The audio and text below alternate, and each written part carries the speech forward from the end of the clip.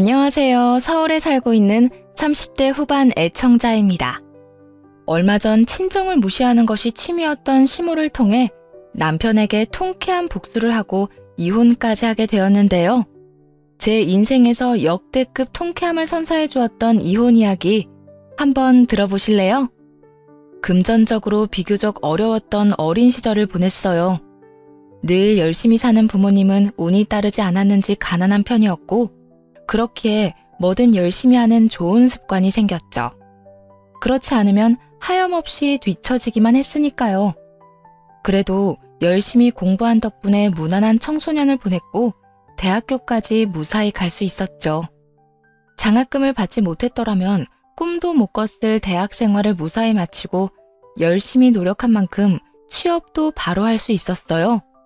운이 좋았죠. 취업을 하고 나니 여동생이 눈에 들어오더라고요. 저와 같은 길을 따라 걷고 있는 동생이요.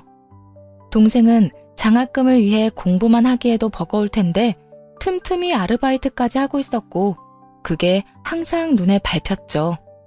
그래서 취업을 하고 제대로 된 월급을 받게 된 후에는 여동생이 공부만 집중할 수 있도록 도왔고요. 동생이 우수한 성적으로 동생이 졸업할 무렵 전 결혼을 하게 되었어요. 동생을 도우면서도 조금씩 모은 적금과 한 푼도 쓰지 않고 모아뒀던 상여금으로 혼수 정도는 제 힘으로 해갈 수 있었죠. 남편과 결혼 이야기를 나눌 당시 남편에게 한 가지 부탁한 점이 있었어요. 그건 바로 친정과 여동생에 대해서였는데요. 오빠, 나 결혼하기 전에 할 말이 있어. 어? 뭔데? 오빠 알지? 우리 집 조금 힘든 거. 물론 우리 부모님이나 내 동생이 나한테 도움 구하거나 그런 일은 절대 없을 거야. 그런데 만약에, 아주 만약에 부모님이나 동생한테 곤란한 일이 생기고 만약 내가 도와줄 수 있는 입장이라면 난 도움을 주고 싶어. 내가 오빠랑 가정을 이뤘다고 해도 말이야. 당연한 걸 왜 그렇게 조심스럽게 물어. 만약 그런 상황이 온다면 내가 먼저 나서서 할 수 있는 선에서 다 도와줄 테니까 그런 걱정은 하지도 마. 나 너랑 결혼하는 이유 중 하나가 네 울타리가 되어주고 싶은 것도 있어. 항상 뭐든 열심히 하는 네 모습이 존경스럽기도 하지만 한편으론 안쓰럽기도 해서 말이야. 그러니까 그런 걱정하지 말고 나하고 결혼해서 행복해질 생각만 해. 내가 행복하게 해줄 테니까. 물론 모르는 건 아니었어요. 결혼하기 전에 한 약속은 아무런 소용이 없다는 걸요. 그땐 밤하늘의 별도 따다 줄 거라 한다는데 이깟 약속이 저한테나 중요하지 남편에겐 별로 중요하지 않았을 거란 것도요. 하지만 의미 없는 약속이라도 저렇게 말하는 남편의 마음만큼은 진심일 거라 믿었죠. 그렇게 남편을 믿으며 결혼했고 우려와는 달리 결혼 이후 동생은 스스로 뭐든 잘 해내어 주었네요. 동생은 아르바이트를 하며 스펙을 쌓았고 제가 결혼한 지 2년 만에 동생이 평소에 원하던 곳에 입사를 했고요. 축하할 일이었지만 동시에 고민스러운 문제도 생겼죠. 친정과 동생 회사까지의 거리가 멀었고 도저히 출퇴근이 가능한 거리가 아니어서 자취를 해야만 하는 상황이었죠. 보증금 1,000만 원이라는 꽤 큰 돈이 필요한 상황이었어요. 동생은 그간 아르바이트를 한 돈으로는 학원을 다녀서 모아둔 돈이 너무 적었고 친정의 도움을 구하기엔 여의찮은 상황이었어요. 저도 부부 공동 돈은 있지만 개인적으로 모은 돈은 전혀 없었기에 남편에게 상의를 하게 되었네요. 여보, 이번에 우리 지우 입사한 거 알지? 알지. 거기 들어갈 거라고 고생 많이 했는데 기특하다 정말. 기특하긴 하지. 그런데 당신도 알다시피 친정이랑 회사랑 거리가 꽤 되잖아. 그래서 회사 근처에 자취해야 하는 상황인가 봐. 그래? 그러면 해야지. 어떻게 입사한 회사인데 거리 때문에 포기할 순 없으니까. 그런데 문제는 보증금이 많이 부족한가 봐. 그래서 내가 그 돈을 좀 해주고 싶어. 1,000만 원 정도. 뭐? 1,000만 원? 그 돈을 왜 당신이 해줘? 당신 돈 있어? 내가 그런 돈이 어딨어. 우리 같이 넣는 통장에 한 달 쓸 용돈 빼곤 다 넣었는데. 그러면 혹시 부부 돈 건드릴 생각은 아니지? 절대 안 돼. 그 돈이 어떤 돈인데 당신 동생 돕는 일 했어? 남편이 했던 말이 있었으니 전혀 기대가 없었다면 그건 거짓말이겠죠. 남편이 흔쾌히 도와주면 참 고마울 일이라고 생각했지만 여의찮다면 개인 대출이라도 받아 도와줄 생각이긴 했어요. 그런데 사람 말이 아다르고 어다른 건데 저렇게 날 세워 완강하게 싫다고 하니 기분이 상하더라고요. 그리고 부부 돈이라고 해도 엄연히 제 돈도 있는 것인데 마치 자신 소유라는 듯이 말하니 화까지 났고요. 그 돈 당신 혼자 모은 돈 아니고 내 지분도 있는 돈이잖아. 물론 그렇다고 해서 내 돈이니 내 마음대로 쓸 거라고 우길 생각은 애초에 없었지만 그래도 당신이 말을 그렇게 하면 내가 너무 섭섭하지 않겠어? 당신이 섭섭하다고 해도 어쩔 수 없어. 그 돈 급할 때나 큰 돈 필요할 때 쓰자고 차곡차곡 모은 돈인데 내 입장에선 당신 동생 자취방은 급한 일이 아니라고. 그러니까 정해주고 싶으면 당신 힘으로 당신이 알아서 해줘. 그것까진 막지 않을 테니까. 생각했던 것과 결론은 비슷한데 과정은 왜 이따위인지 정말 속이 상하더라고요. 그때부턴 말이 곱게만 나가지 않더라고요. 당신이 굳이 그렇게 말하지 않아도 그렇게 할 거야. 그런데 당신 진짜 실망이다. 언제는 이런 일 있으면 먼저 나서서 돕겠다고 하더니 이게 먼저 나서 돕겠다는 사람의 모습이야? 아무리 결혼하기 전엔 뭐든 다 해준다고 호언장담한다지만 이건 달라도 너무 다른 사람이잖아. 그때 그 모습은 다 연기였어? 그냥 어떻게 해서든 결혼부터 하려고 지어낸 모습이었어? 그게 언제 한 말인데 그걸 아직까지 기억하고 있어? 이래서 여자들한테 무슨 말을 못한다니까. 그땐 그때고 지금은 지금이야. 당신이 믿을지 모르겠지만 그땐 진짜 뭐든 다 해줄 수 있을 것 같았어. 그런데 지금 막상 주려고 하니 아까운 걸 어떡해? 아까워? 그래, 뭐 알겠어. 아까울 수도 있겠지. 그런데 당신 지금 이렇게 행동하는 거 앞으로 두고두고 후회하게 될 거야. 사람 일이라는 거 정말 어떻게 될지 모르는 거야. 혹시 알아? 당신도 나한테 이런 부탁하게 될 날이 생길지. 그때 가서 아무리 부탁해도 국물도 없을 테니까 딴소리나 하지 마. 그런 걱정은 하지도 마라. 우리 집은 당신 집이랑 달라서 그 정도 돈은 얼마든지 구할 수 있어. 가난한 저의 집에 비해서는 어느 정도 여유가 있는 시댁이긴 했어요. 시부는 교수직을 하다 퇴임한 상태이고 남편은 박사 학위까지 따고 지금은 연구원으로 일하는 중이었거든요. 그래서 더 화가 났던 것도 있어요. 금전적으로 힘든 상황이 아닌데도 저렇게 치사하게 구니 말이에요.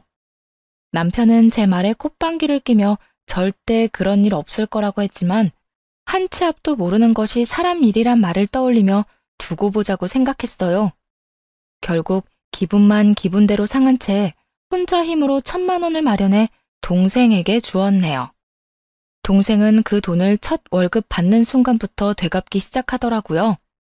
첫 부부싸움을 하고 난 후 그렇지 않아도 박사 아들보다 덜 배웠다고 틈만 나면 저를 무시하던 시모는 이 사건으로 인해 이제는 친정까지 무시하기 시작하더라고요. 입사한 남편이 시모에게 쪼르르 달려가 모든 걸 고에 바친 결과였죠. 아니, 무슨 집에 돈 1,000만 원이 없어서 시집간 딸이 돈 걱정을 하게 만들어? 너 시집 오면 친정하고는 끝이란 건 모르니? 언제까지 네 친정 돕고 살 거야? 하여튼 네 친정 부모님이나 네 동생이나 염치들이 없어? 어머님, 남편이 어떻게 말을 전했는지 모르겠는데 저 결혼하고 한 번도 친정 일로 돈 쓴 적도 없어요. 다른 도움도 준 적 없고요. 그리고 제가 여동생한테 해준 그 돈 돌려받지 않겠다고 했는데 동생이 자기도 돈 번다고 다달이 돈 넣어주고 있으니 그런 식으로 말하지 마세요.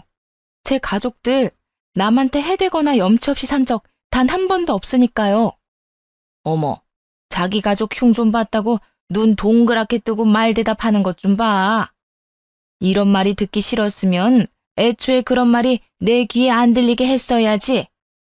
네 친정 식구들 때문에 우리 아들이 얼마나 스트레스를 받았으면 그 진중한 우리 아들이 나한테 전화와서 1시간 넘게 하소연을 했겠어?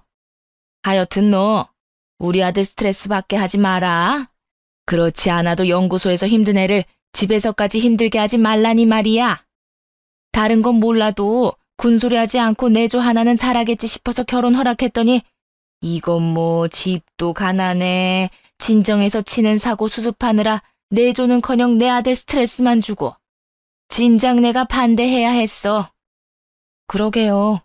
저도 남편이나 시댁이나 이딴 인성인 것 같았으면 그때 남편이 결혼하자고 울고불고 매달리든 말든 그냥 결혼까진 안 했을 텐데요. 처음으로 어머님이랑 저랑 마음이 통했네요. 뭐야? 너 내 아들이 뭐가 부족해서 너한테 매달렸단 거야? 그리고 인성? 대학밖에 못 나온 주제에 어디 감히 내 박사 아들한테 인성을 논해? 박사면 뭐하나요? 자기가 뱉은 말도 못 지키는데. 어쨌든 여동생 일로 전 시댁이나 남편한테 미안한 마음 전혀 없으니까 괜히 여기까지 오셔서 트집 잡지 마세요. 평소엔 네 어머님하고 대답만 하던 제가 이렇게 따지고 드니 시모도 적잖게 당황한 모양이더라고요. 얼굴까지 붉히며 집으로 돌아가 버렸으니까요. 시모와 그렇게 다퉜단 이야기는 남편의 귀에도 들어갔고 그래서인지 남편은 더욱 찬바람이 불기 시작했어요. 저도 이미 마음이 상할 대로 상한 뒤라 대수롭지 않게 생각했죠. 그런데 어느 날부터 남편이 저만 보면 싱긋싱긋 웃으며 다가오더니 어느 날은 회사 앞까지 찾아와 기다리더라고요. 여기까지 무슨 일이야? 무슨 일은 당신 모시러 왔지. 퇴근할 때 버스에 사람 많아서 힘들다고 했었잖아. 오늘따라 그 말이 생각나서 일찍 끝내고 데리러 왔어. 웬일이래? 힘들다고 그렇게 말할 땐 들은 척도 안 하더니. 너무 속상해서 가만히 있었을 뿐이지 다 듣고 있었거든. 우리 오랜만에 외식하고 들어갈까? 들어가서 저녁 준비하기 힘들 거 아니야. 마음대로 해. 난 상관없으니까. 당신 아직도 화났어? 그러지 말고 풀어. 나도 그렇고 엄마도 그렇고 당신한테 미안해하고 있어. 그땐 우리가 조금 심했어. 그렇게까지 말할 건 없었는데. 나도 그땐 좀 예민해져 있어서 말이 좀 심하게 나갔어. 앞으로는 조심할게. 그러니까 화 좀 풀어. 이미 실망감이 너무 컸던 터라 이런 말도 크게 와닿진 않더라고요. 그저 갑자기 변해버린 남편의 행동이 의아할 뿐이었죠. 그리고 그 의문은 일주일도 되지 않아 풀리게 되었습니다. 여보, 바빠? 이야기 좀 할 수 있어? 말해. 왜? 무슨 일 있어? 큰일은 아니고 우리 엄마 급하게 수술이 필요한 상황인가 봐. 그래서 하는 말인데 우리 돈으로 수술비 좀 해줘도 될까? 수술이라고 하니 깜짝 놀랐어요.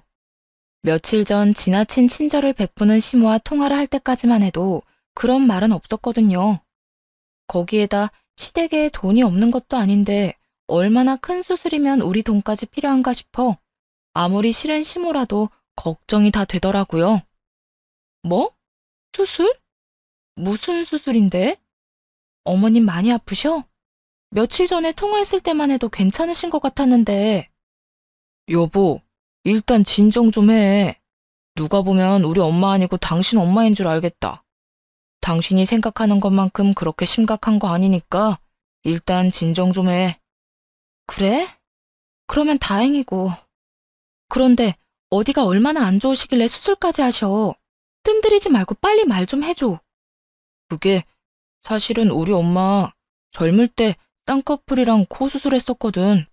그런데 이번에 재수술이 하고 싶은가 봐. 들어보니까 성형에도 유행이 있다며? 당신도 알잖아.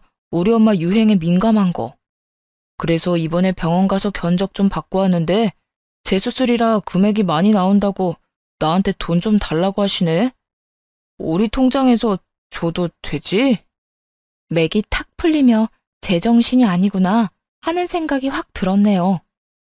고작 성형수술인 줄도 모르고 걱정했던 제가 한심하게까지 하더라고요. 그러면서도 보증금 1,000만 원에 덜덜 떨던 그때 사건이 떠오르며 후회하지 말란 제 말에 콧방귀 끼던 남편의 얼굴이 스쳐 지나갔죠. 부부 돈으로 내 동생 살집 보증금 해주는 건 절대 안 돼도 어머님 성형수술 비용 해주는 건 되는 모양이네. 어? 이미 다 지나간 일을 왜 또 떠올리고 그래. 그땐 내가 진짜 미안했다고 사과도 했잖아. 다 지나간 일은 덮어두고 이번에 우리 엄마 성형수술은 좀 시켜주자. 응? 당신 돈으로 그 수술을 시켜준다고 해도 황당할 마당에 뭐? 우리 돈으로 해주자고?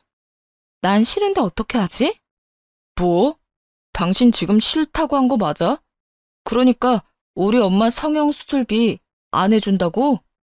남편은 제가 반대하는 상황은 전혀 예상하지 못했다는 듯 많이 당황스러운 표정으로 되물어오더라고요. 평소 가족이라면 끔뻑 죽는 저희니 시댁 일에도 끔뻑 죽을 거라 생각했던 것이었죠. 만약 시모가 건강 문제로 수술을 해야 하는 상황이라면 흔쾌히 도와줬을 거예요. 아무리 미워도 사람 목숨이 오가는 것인데 그런 일에 돈으로 치사하게 굴고 싶진 않았으니까요.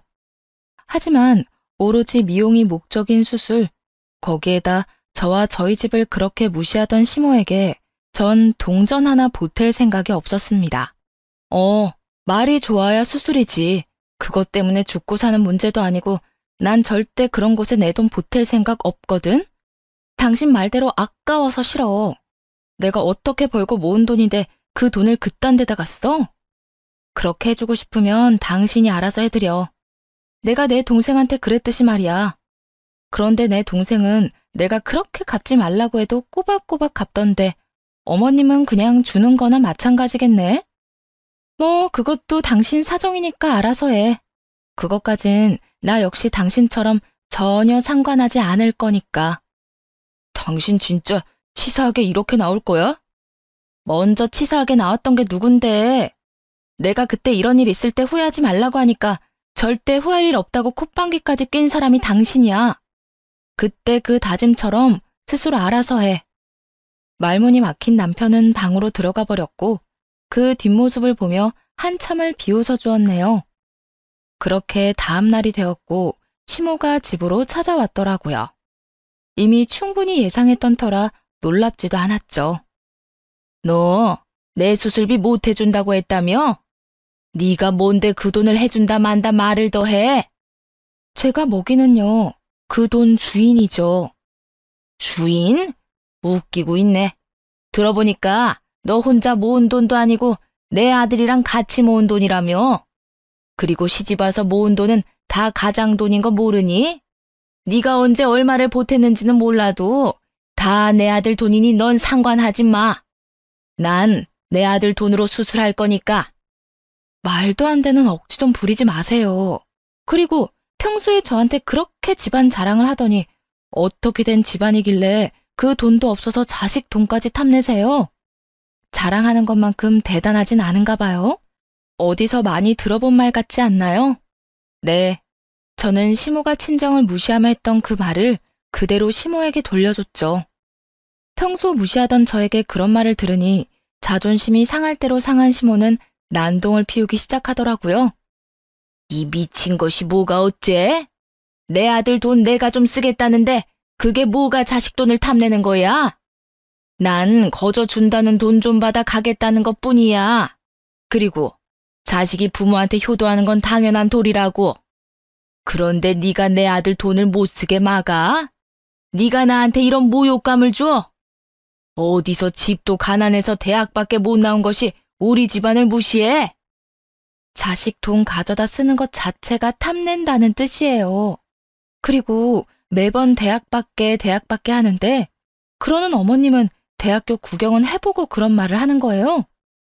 남편한테 듣기론 어머님이 대조를 무시할 만큼 많이 배운 건 아니던데 왜 매번 그딴 식으로 말하는지 저로선 정말 이해가 안 돼서요. 교수님은 아버님이었고 박사는 어머님 아들인데 왜 어머님이 저를 그렇게 무시하세요? 어머님이 이런 식이니까 저도 어머님을 무시하는 것뿐이에요. 오는 게 이따위인데 제가 대접까지 해드릴 수는 없는 노릇이잖아요. 그러니까 대접받고 싶으면 대접받을 만한 행동을 좀 하세요. 너 진짜 오늘 나한테 혼 좀 나볼래? 내가 네 무릎까지 꿇려놓고 눈물 콧물 다 빼놔야 그 입을 다물지?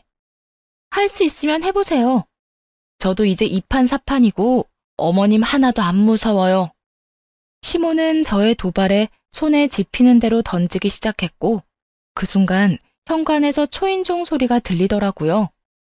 동생에게 반찬을 가져다 주러 간 엄마가 저희 집 목도 챙겨온 것이었어요. 이런 꼴까지 보이고 싶지 않아 어떻게 해야 하나 고민하고 있는데 시모가 비열한 미소를 보이며 문을 확 열어버리더라고요. 제가 자기 뜻대로 되지 않으니 엄마에게 한바탕 쏟아부을 계획이었던 거죠. 넌 왜 이렇게 문을 안 열어? 어머, 사돈 와 계셨어요? 그런데 집안 꼴이 이게 뭐야? 혹시 사돈이 이러셨어요? 시모에게 인사를 건네며 들어오던 엄마는 엉망진창이 된 집과 시모의 손에 들린 휴지 하나를 보고 이미 상황 파악을 마친 듯 싸늘하게 식은 시모에게 물어보더라고요. 시모는 이러한 엄마의 물음에 뭐가 그리 당당한지 있었던 일을 늘어놓기 시작했죠. 네, 제가 했어요. 딸 교육을 아주 잘 시켰던데요, 사돈. 애가 얼마나 되바라지는지 아주 시어머니 말에 한마디도 안 주고 말대답하는데 제가 너무 화가 나서 이렇게 했습니다. 우리 딸이 괜히 말대답했을 리가 없을 텐데요. 사돈이 도대체 뭐라고 했길래 우리 애가 그렇게까지 했단 말입니까? 참나. 저요? 저 별거 안 했어요. 그냥 성형수술비 좀 내 아들 돈으로 쓰겠다고 했을 뿐입니다. 내 아들 돈 내가 좀 쓰겠다는데 글쎄 이것이 뭐라고 한 줄이나 아세요?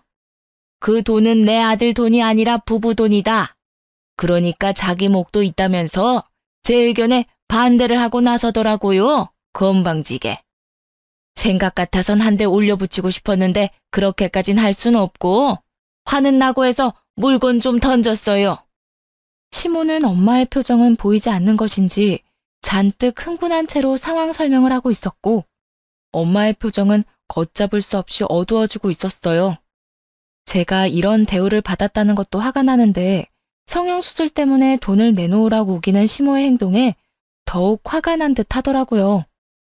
평소 우리 집을 그렇게 무시하더니 지금 하는 행동을 보면 무시할 주제도 못 되네요. 어떻게 다른 이유도 아니고 성형수술 따위 때문에 애들 사이에 이 불화를 만들어요? 어른이고 부모면 그답게 좀 행동하세요. 그리고 시어머니면 시어머니지 사돈이 뭔데 내 딸한테 이따위로 굴어요?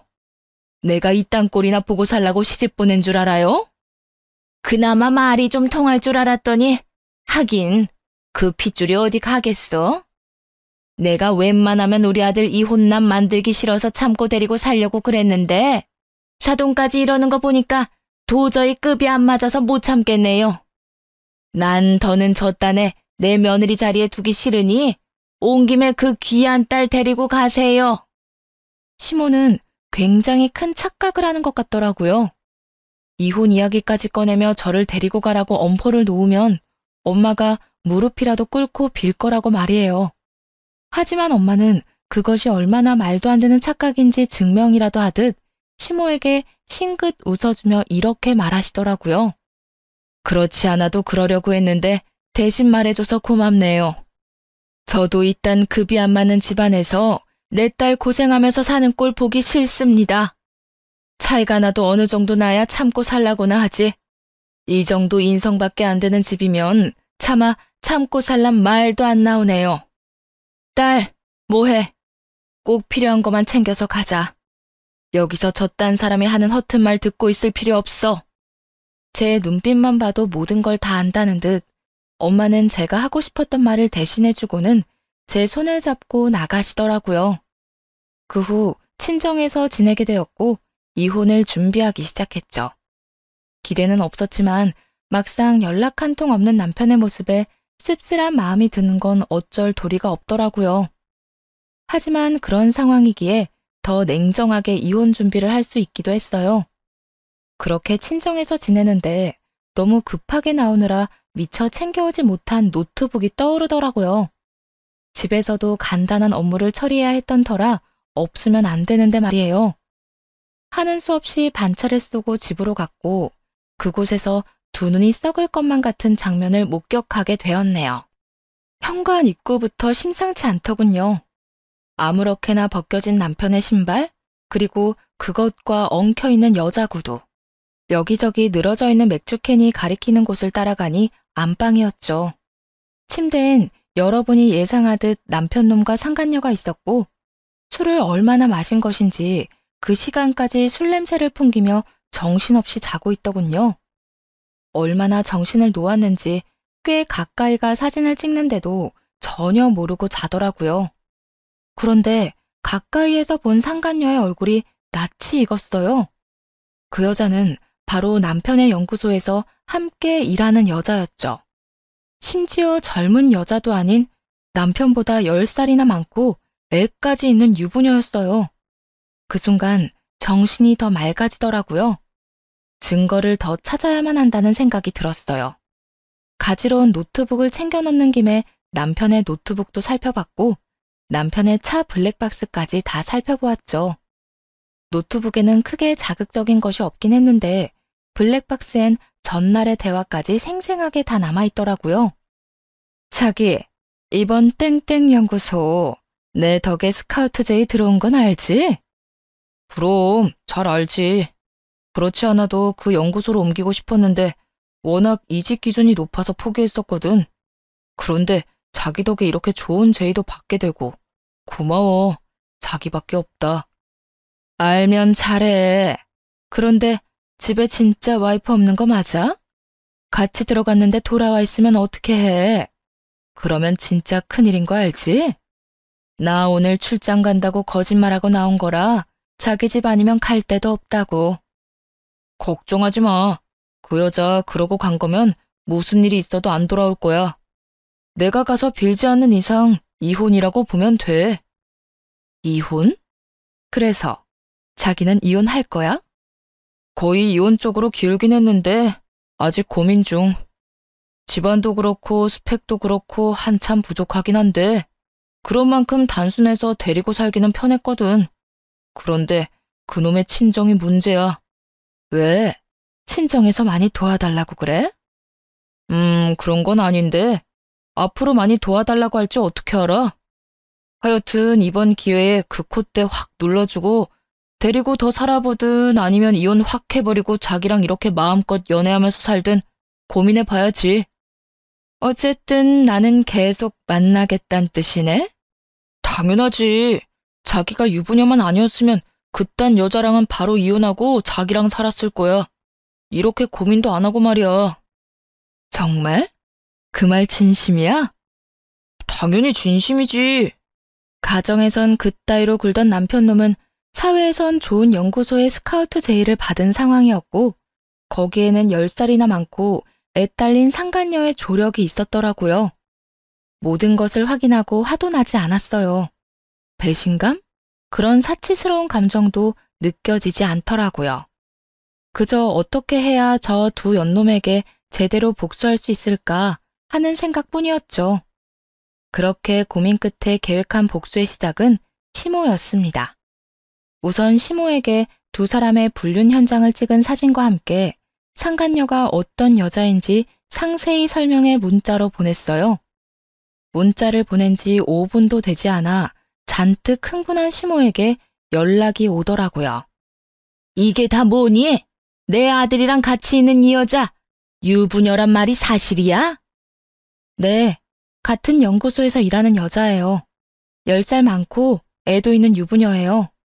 보니까 남편이 저 늙은 여우한테 완전히 홀린 것 같은데 상대가 상대인 만큼 어머님도 꼭 아셔야 할 것 같아서 알려드렸어요.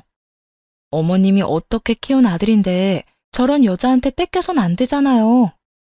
네가 오랜만에 맞는 말을 다 하는구나.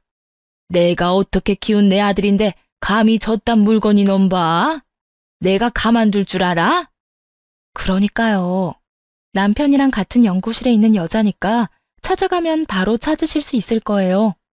하루라도 빨리 찾아가서 본때를 보여줘야 하지 않겠어요? 이런 일은 미루면 미룰수록 골치 아프다고요. 혹시나 저러다 임신이라도 하면 저야 이혼하면 그만이지만 어머님은 꼼짝없이 아들 뺏기는 건데 그건 정말 말도 안 되잖아요. 뭐, 임신? 당연히 그건 안 되고 말고. 일단 알겠다. 끊어. 조금 긁어줬을 뿐인데 시모는 예상대로 눈이 확 돌아버려선 남편의 연구소로 찾아갔고 전 그런 상황을 구경하기 위해 연구소로 향했죠. 연구소에 도착하니 시모는 상간녀의 머리채를 잡아 뜯고 있더라고요. 남편은 그런 시모를 말리느라 정신이 없었고요. 시모의 난동으로 스카우트는커녕 연구소에서도 잘리게 생겼으니 애가 탔겠죠. 이 미친 거사! 유부녀의 애까지 딸린 주제에 감히 내 아들한테 꼬리를 쳐? 내 아들이 어떤 아들인데? 우리 집안이 어떤 집안인데 감히 너 따위가 그 더러운 몸을 누구한테 들이밀어? 이거 좀 놓고 말하세요. 아프다고요. 자기야, 자기 엄마 좀 어떻게 해봐. 자기? 이게 그래도 정신 못 차리고 누가 누구 보고 자기래? 너 오늘 내가 무릎 꿇고 싹싹 빌 때까지 괴롭혀줄 테니까 각오해. 아이씨, 진짜 이 아줌마가 미쳤나. 아줌마 아들이 먼저 나 꼬셨거든요. 이것저것 도와달라고 들러붙은 게 누군데 나한테 이래요. 그렇게 사람 잡고 싶으면 아줌마 아들이나 잡아요. 내 아들이 뭐가 모자라서 너 따위 것한테 도움을 구해. 거짓말을 해도 말이 되는 거짓말을 해야지. 자기, 계속 보고만 있을 거야? 얼른 안 도와줘? 상간녀는 고함을 질러댔고 그제야 남편은 정신이 돌아온 것인지 황급히 시모를 떼어내더라고요. 엄마, 이거 좀 놓고 이야기해. 여기 내가 일하는 곳이야. 엄마가 이렇게 하면 앞으로 나는 어떻게 해? 내가 뭘 어쨌다고 이래? 몰라서 물어? 지금 엄마 때문에 나 진짜 곤란해졌다고. 길게 말할 것도 없이 주변 좀 돌아봐. 사람들이 다 구경하러 와 있는 것 좀 보라고. 남편은 시모를 떼어내며 화를 냈고 시모 역시 그제야 주변 사람들이 눈에 보이는 듯 헛기침을 하며 옷 매무새를 가다듬더라고요. 그러면 뭐 하나요?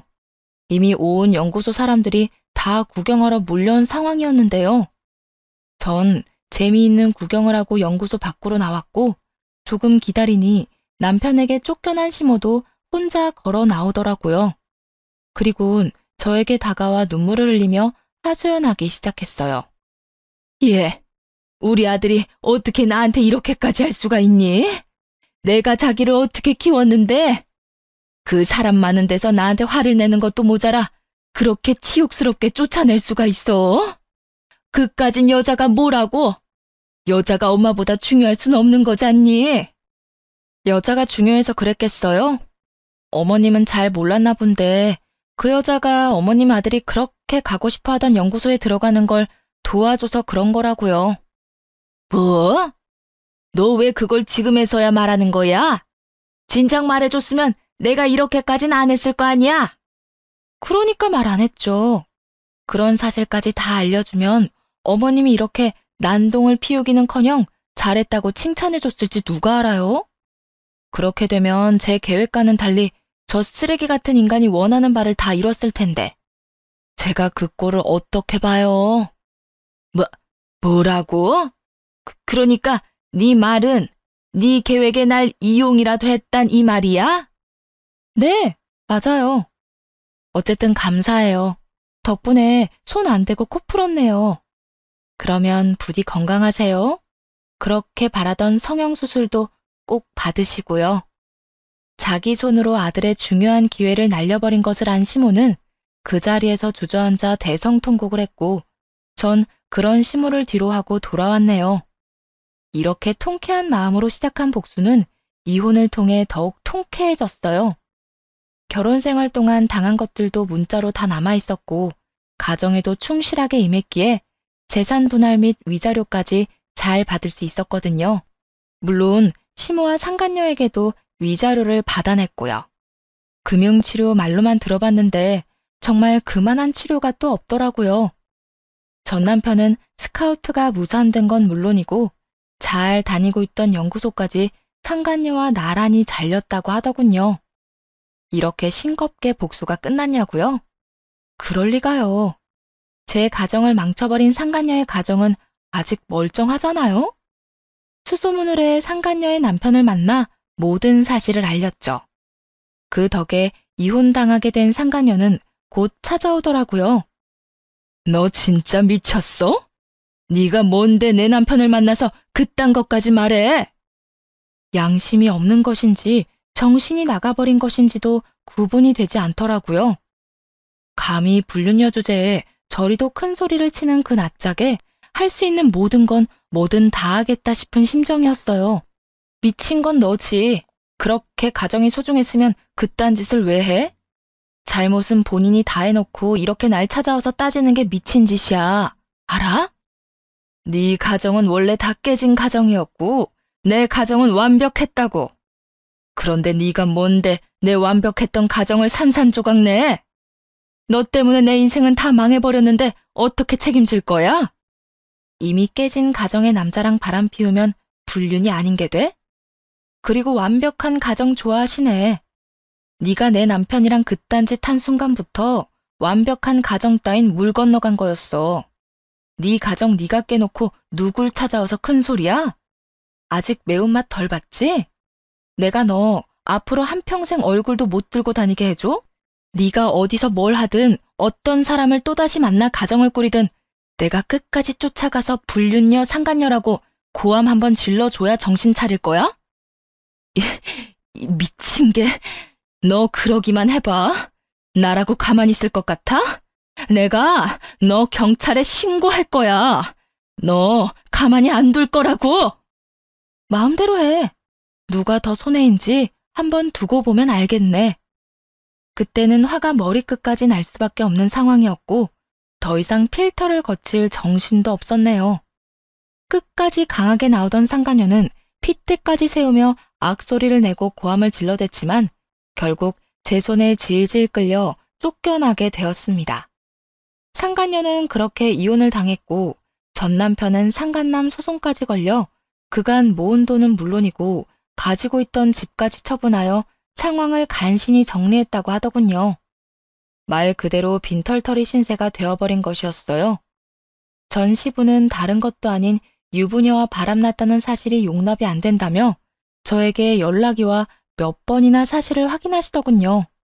하지만 대답은 같았죠. 화가 머리끝까지 난 전 시부는 한 푼도 없는 전 남편을 쫓아내버렸다고 합니다. 전 시모는 그런 시부를 설득하다 같이 쫓겨났다고 하고요. 오갈 데가 없어진 두 사람은 다른 곳도 아닌 저희 친정으로 찾아왔더라고요. 뻔뻔하게도 말이에요. 찾아와서 한다는 말은 더욱 뻔뻔했어요. 아가, 그동안 미안했다. 너한테 너무 큰 잘못을 하는 바람에 우리가 이렇게 큰 벌을 받고 있어.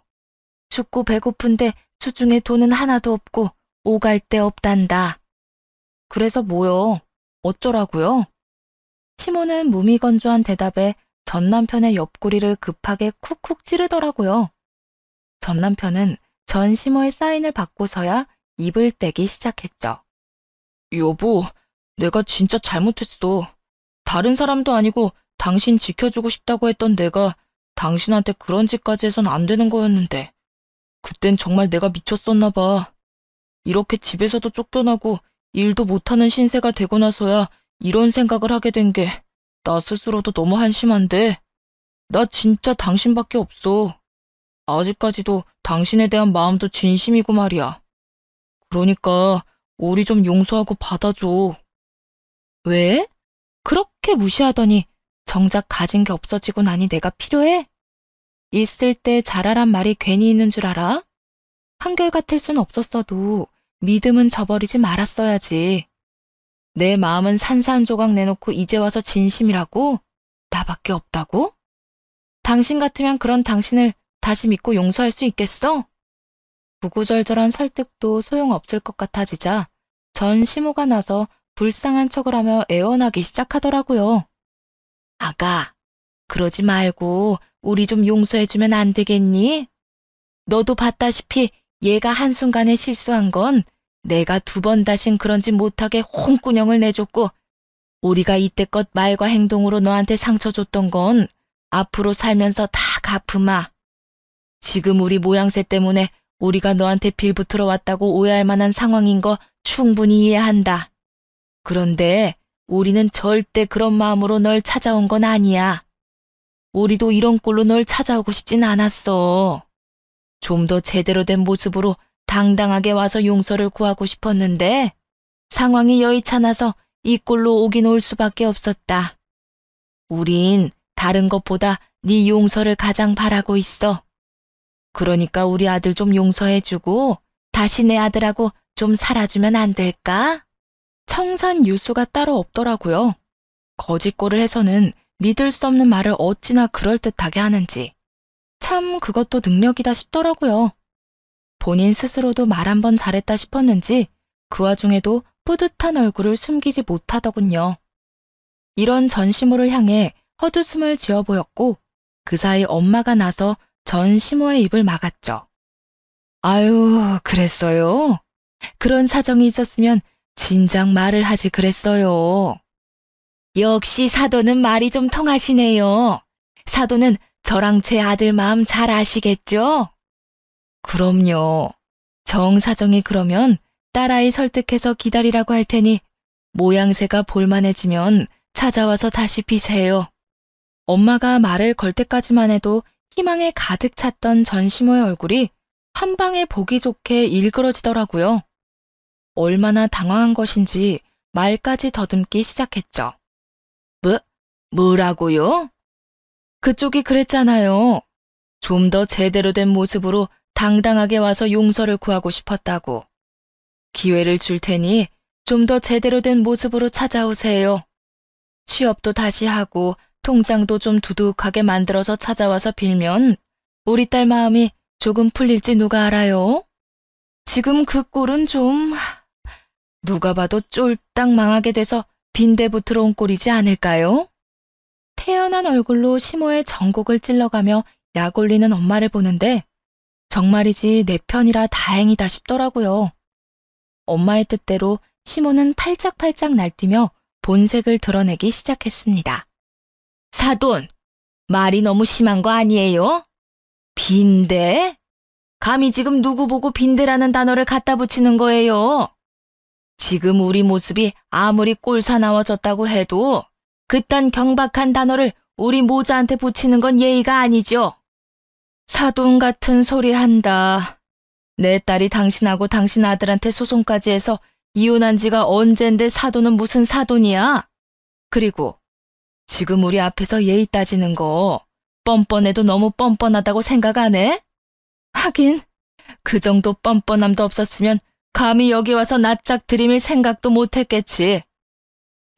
뭐야? 이 여자가 상황이 급해서 사람 대접도 해주려고 했더니 감히 이딴 식으로 날 무시해? 우리가 지금 꼴이 이렇다고 언제까지 꼴이 이럴 것 같아? 우리 아들 박사야, 박사. 그런 내 아들이 언제까지 백수일 것 같냐고. 다시 잘 나가면 네 딸 따윈 한 트럭으로 가져다줘도 눈길도 안 준다 이거야. 그렇게 되기 전에 기회 좀 주려고 했더니 아무것도 모르는 멍청한 물건이 뭐가 어쩌고 저쩌고 해? 뻔뻔? 빈대? 우리도 네 딸 같은 거 필요 없다 이거야. 그러니까 박사 아들 다시 잘 나가게 되면 찾아와서 큰 소리 치라고.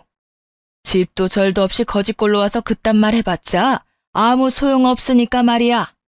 계속 여기서 이렇게 소란 일으키잖아? 그러면 귀하디 귀한 박사 아들 경찰서 구경도 하게 될 거야. 그쪽이랑 나란히 손 붙잡고 말이야. 이 여편네가 진짜 보자 하니까.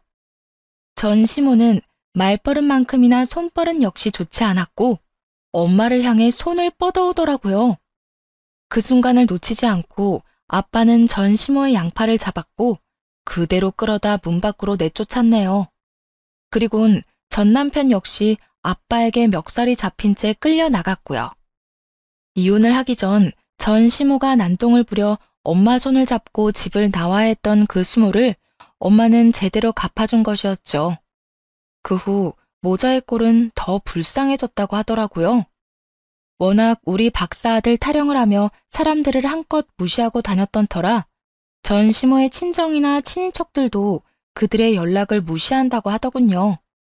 그 덕에 전 남편과 전 시모는 작은 원룸에서 월세살이를 하며 지낸다는 이야기를 들었네요. 그것뿐만이 아니었죠.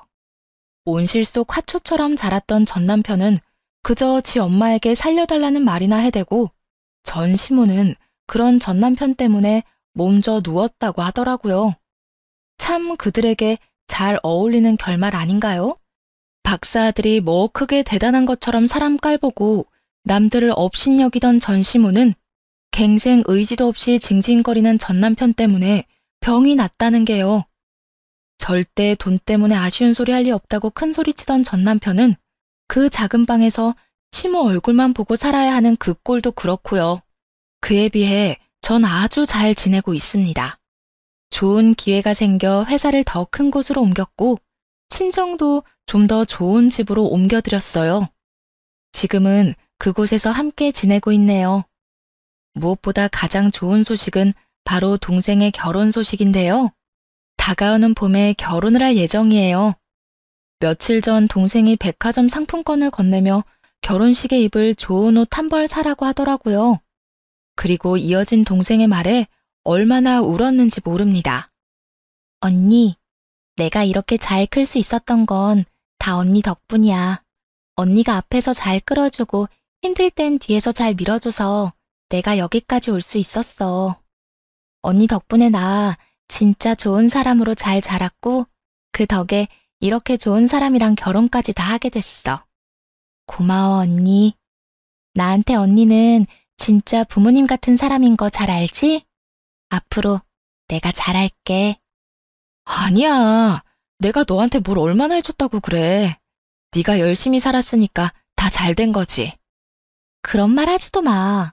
나 언니가 아니었으면 그렇게 열심히 살지도 않았을 거야.